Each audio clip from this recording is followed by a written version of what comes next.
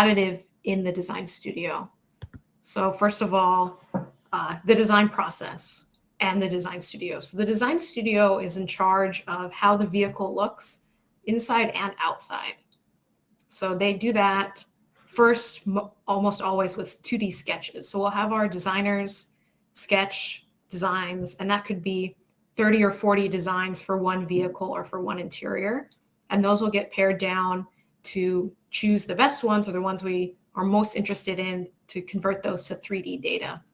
And that will be done either in the computer with CAD or with scale models. And you can see picture on the bottom is a scale model of a vehicle there. The picture on the right-hand side is a full-size buck. So any vehicle, once we do the scales and we pick a particular vehicle, maybe 2 or 3 we really are passionate about, those will be chosen to become full-size bucks. And that's milled out of special automotive clay. So you can see on the left side of this vehicle is the before milling, and on the right side is after. There's really a lot of detail that's captured in that milling, and additive does play a role in that, the scale model and the full-size model bucks. So to talk a little bit more about what a buck is, it's really astounding. As someone who is not necessarily has an automotive background, because I came more from the additive world into automotive, I was pretty blown away about how realistic these bucks look. From across the room, you wouldn't know that that's not a real production vehicle that you're standing across from. And additive plays a big role in that. And I'll get into that a little bit more later. But so a buck is mainly a steel and plywood frame. And attached to the plywood, you're going to have foam that's milled with an undercut to the geometry of the vehicle. Then you're going to pack that with an automotive clay that's specially designed for this process. And that's milled to the geometry of the vehicle. And then it gets a wrap. Scotch Cal or Dynoc is usually what's used, very similar to a vinyl wrap that you might put on your actual vehicle. It just makes it look like it's painted, and it looks like a high finish on that. And then lastly, we'll install hard parts. These hard parts are very likely additive parts. And that's what really sells it, that this is a real vehicle. So on this picture here, you can see the shark fin antenna, which is on just above the clay section in the rear portion of the car. That would be an additive part that's finished to look like a production part. Same goes for the side mirror, especially if this is a new vehicle, it's a new side mirror design. There's no production part to install there. So that would be an additive part that is printed and finished to look like a production vehicle, as well as the wheels and the headlights and the taillights. So to go a little bit more in detail about the headlights on this next slide, or in general, I have a picture of R1T, which is Rivian's truck. So this is a picture of our production vehicle, but I'm going to use it to point out some of the parts that we would be 3D printing for the scale models and the full-size models. So everything that's marked in red would be a single part that's printed and finished to look like a production part. So we have the tow hooks in the front, that'll be printed as one part and finished up, painted to look like production. Same goes for the grille and the door handles. If it was a Dynoc wrap, we would print the part and they would actually just wrap the 3D part in the same Dynoc so it actually looks like it matches exactly the body side of the vehicle. For the parts shown in blue, these would be multi-part assemblies. So for the side mirror, you can see it has sort of 3 finishes. The top is a silver, the bottom black, and then in the center, there's a little bit of a reflector or a light. So that would be printed as 3 separate parts, sanded, painted separately, and then assembled together and installed into the vehicle to look like the actual side mirror. For the wheels, you can see in this picture, there's sort of a couple different components going on there. You have the brakes and the calipers in the back part of the wheel. That's yellow, so those will be printed separately. You have the main black body and then 5 sort of silver details. Those would be printed separately as well and painted and assembled later. So depending on the complexity of the wheel, you could have easily 20 20 printed parts for one wheel times 4 wheels on the vehicle. And if we're doing scale models, that could be 3 or 4 different scale models. So we really rely heavily on additive to help sell to make these scale models and the full size models look like real production vehicles. And it really helps the design team understand and evaluate the geometry and to make a decision quickly without having to second guess themselves, which in the long run is really valuable. The last thing is the headlamps and the tail lamps. This is probably, in my opinion, the thing that makes the scale models and the full-size models look absolutely real, is when you're looking at this 3D printed headlamp or tail lamp and you can't tell that it's 3D printed because it's finished and put together so well that there's no difference once it's sitting in the model. So how do we go about printing something like a headlamp that's as complicated as the one in these pictures to make it look like a real production vehicle? So again, you're going to print a lot of parts separately and finish them separately to give that look. So these are pictures of production vehicles, but I'm going to point out some parts that would be printed. So we have the 4 projectors in the pill shape shown by red arrows. Those would all be printed clear and polished to look like real production vehicles. You have the black background, again, printed and finished. And the blue pill light, that would be printed as well, clear, and then either rub-ons or maybe bead blasted finish to give that specific look, whatever they're looking for.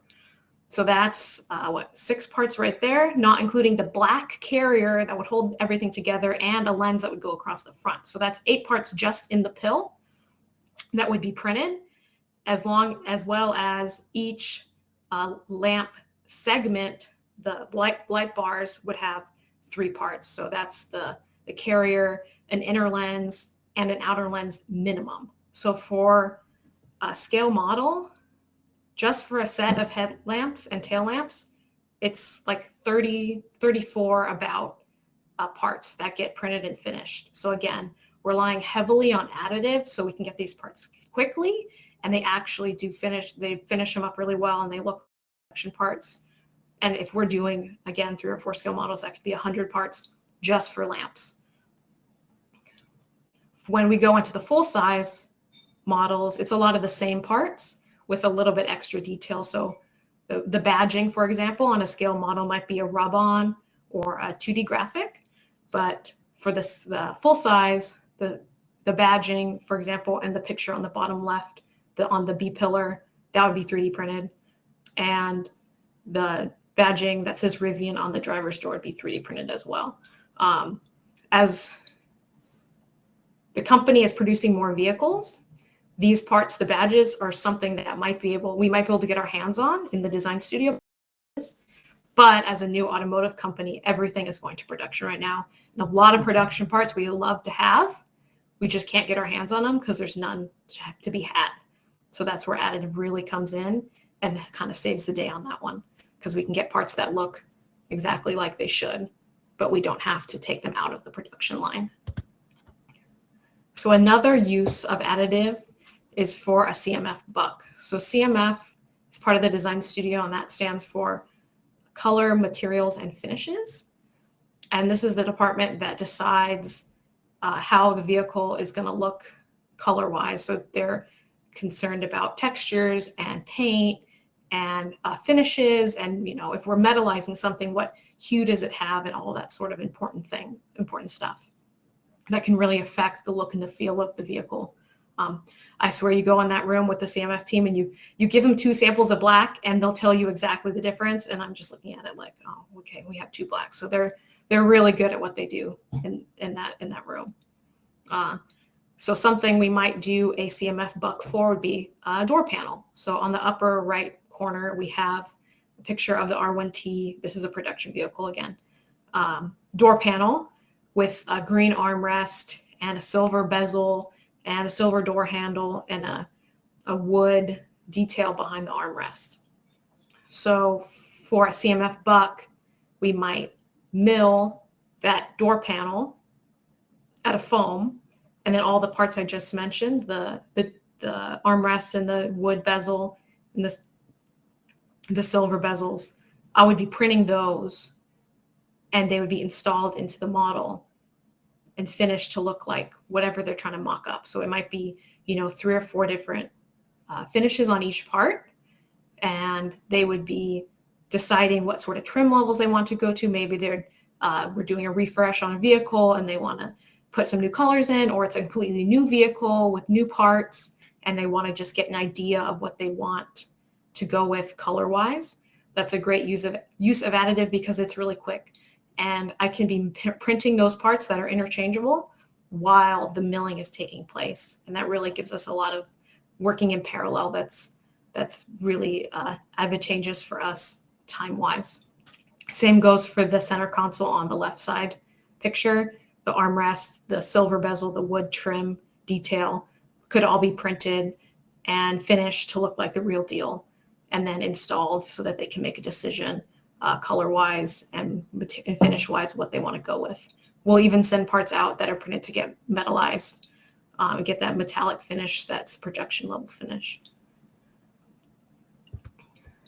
So far, all of the applications that I've talked about really take advantage of technologies that can produce large parts with a high quality finish. And for that reason, we tend to lean pretty heavily on SLA and PolyJet. I particularly like PolyJet because I don't have to worry about supports.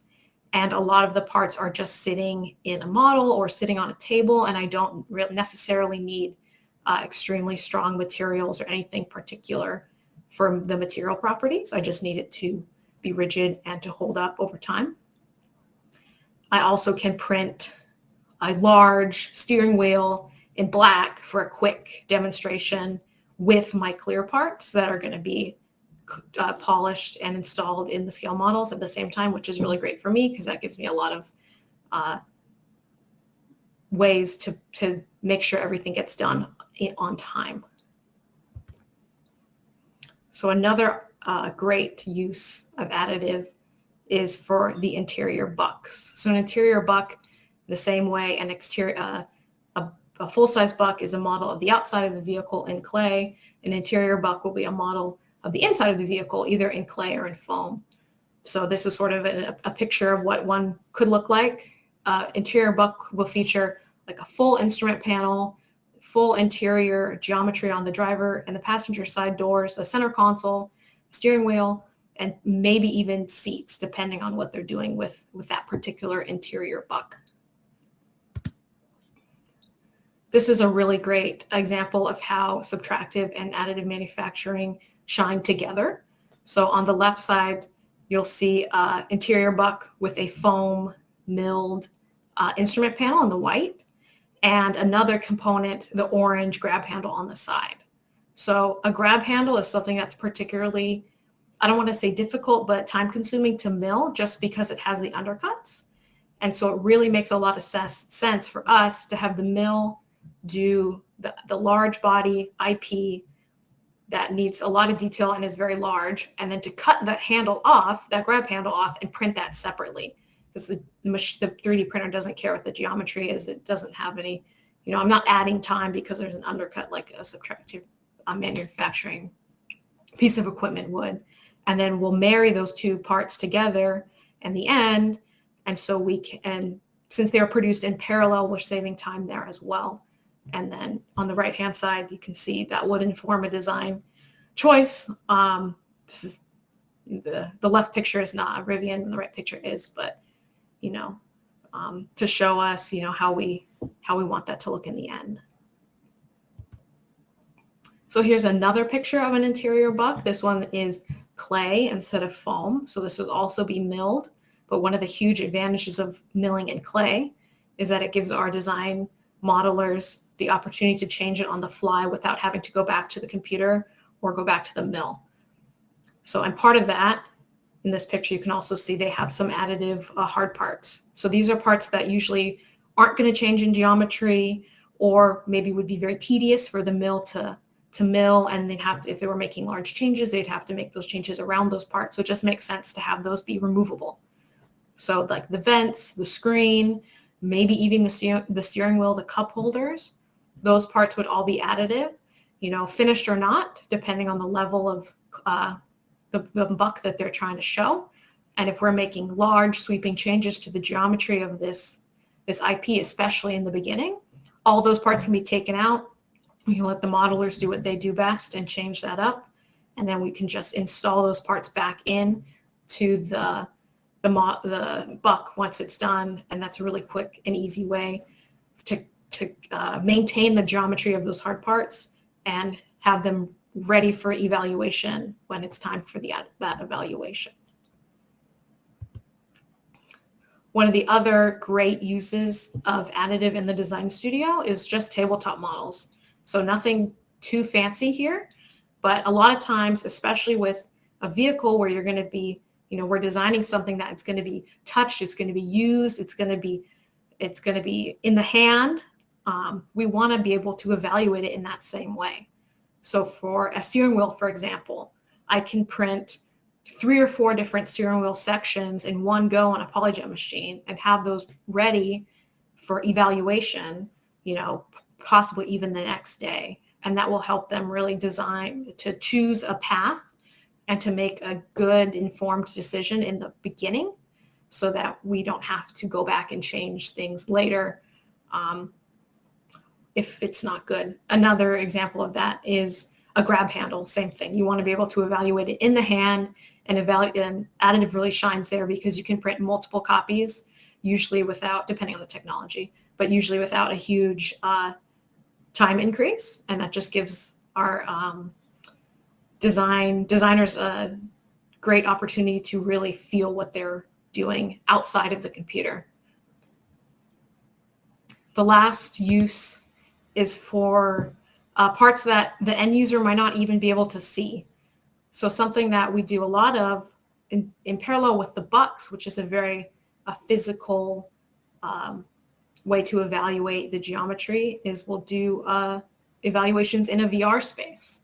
So all these pictures are of VR bucks. And those will usually consist of just a driver's seat, a steering wheel, and pedals. And even though they're not actually evaluating that seat and that steering wheel and those pedals, it's just there to give to ground the VR space. So if you reach out, put your hand on the steering wheel in the VR space, you're reaching out in real life and feeling a steering wheel. And I'll print parts, especially pedals and steering wheels for that, especially if those designs evolve, they want it to match up with the VR space. And we'll usually do these in FFF or FDM technology because we want it to be really robust for a lot of different users evaluating that, especially people that are trying to reach out and grab things that they might not be able to actually to see. You don't want someone to smack something in it to fall apart. So we'll lean heavily on FFF and FDM for those applications. So that's pretty much everything I have for you today. So I think one of my favorite applications is the parts that get put into the bucks.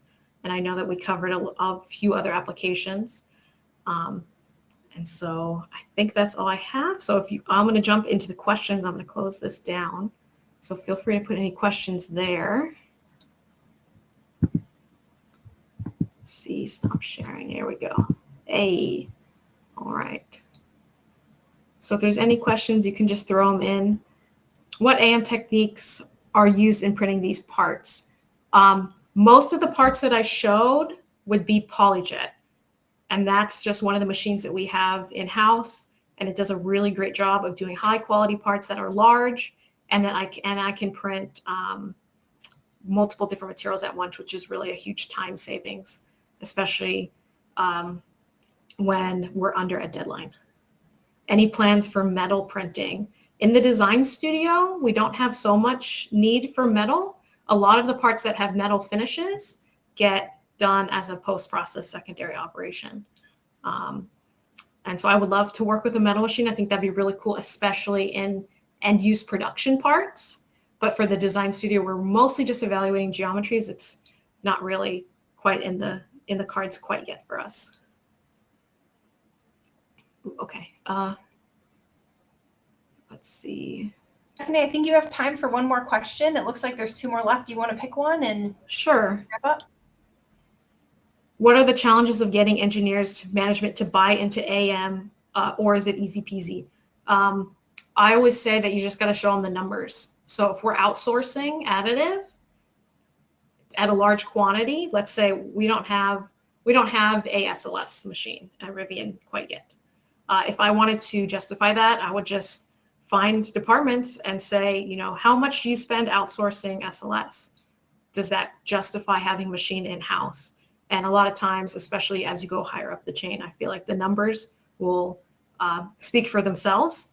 And especially if you're the type of person to say, you know, I'm willing to take on that and be in charge of it and manage it, then I probably will get somewhere with that. And I think that's my time is up. So thank you very much for joining me today, and I really appreciate it. And I know there's a lot of other good talks, so I will let you have the rest of your day.